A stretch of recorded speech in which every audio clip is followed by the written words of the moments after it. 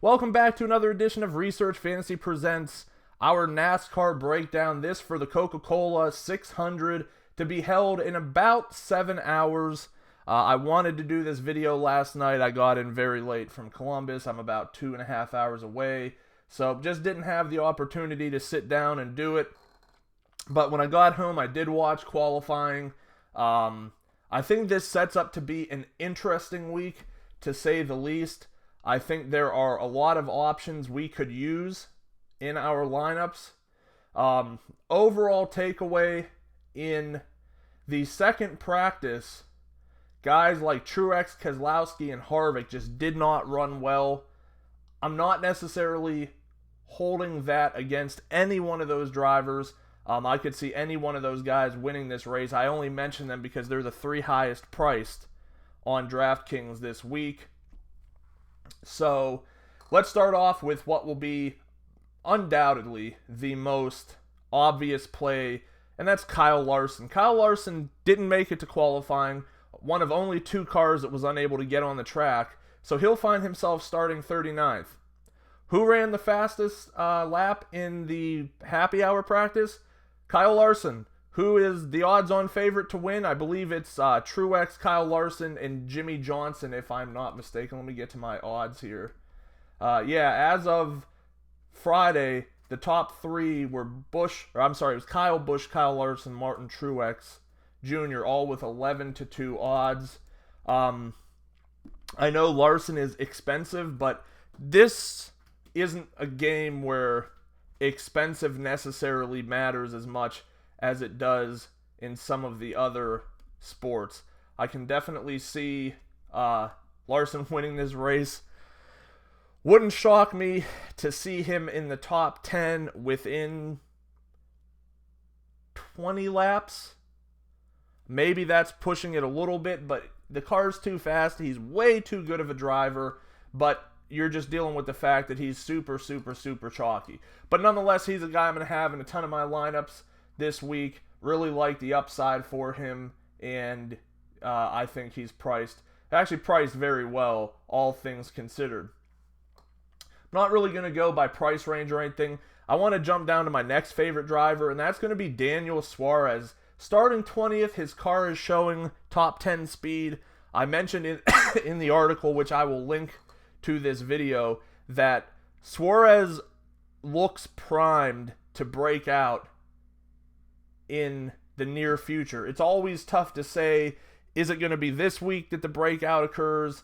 But all I know is priced at 7,400, starting at 20th, running like a top 10 car, just sits way too well for me. Hasn't really produced overly well on these 1.5 mile tracks. It's early in his career. He's had he's produced pretty well. 1 top 10, 3 top 20s.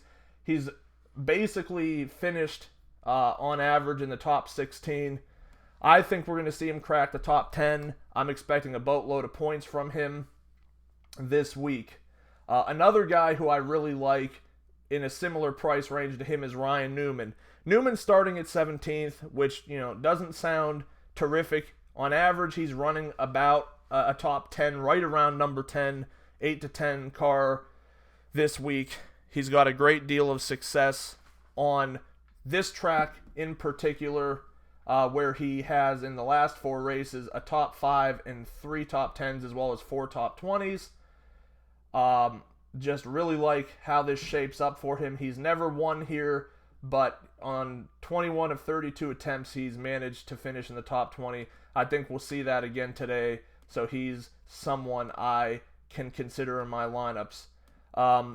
Next up, and probably the last guy I'll really talk about today, even though there's a ton of drivers I really do like, and it's going to make the lineup construction process very, very difficult. Ryan Blaney's kind of tough to look by this week, sitting at 9K, starting 7th, was the fastest car in practice 2, which took place Saturday morning. Practice 1 took place on Thursday. I'm kind of discounting that a little bit because a lot can happen in that time to make a car better. Was number 2 in practice for happy hour. Really a risky race car. There's no better way to put it than that. Early on in his career, has not done very well at this track. He's appeared here 4 times. He has 2 top 20s. Average start was 17, so he's starting a little bit higher than we've seen him. Overall, just not really great on the intermediate tracks, but this is NASCAR. This is a sport. Stuff's going to happen. I could easily see Blaney getting up there in short order. If there happens to be a lot of early cautions that keep Harvick from tasting open air, because that's really what it comes down to. Is if you watch these races, the guys who get out to these leads, all you have to do is watch Truex from last year. Once he got ahead of the pack, I mean, you're talking a big track. It's not, big like Talladega or Daytona, but it's a big track. So you get out in the lead, you're able to taste that open air. Nothing really helps your car more than that.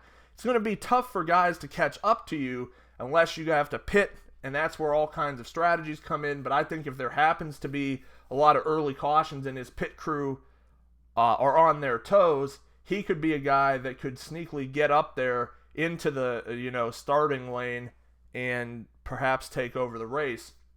Showing a lot of speed, he's a guy I like. All right, that's going to wrap it up. Hopefully by next week I'll have our graphics all finished so this video won't look so awful. But thanks for watching. Good luck today, and happy Memorial Day weekend.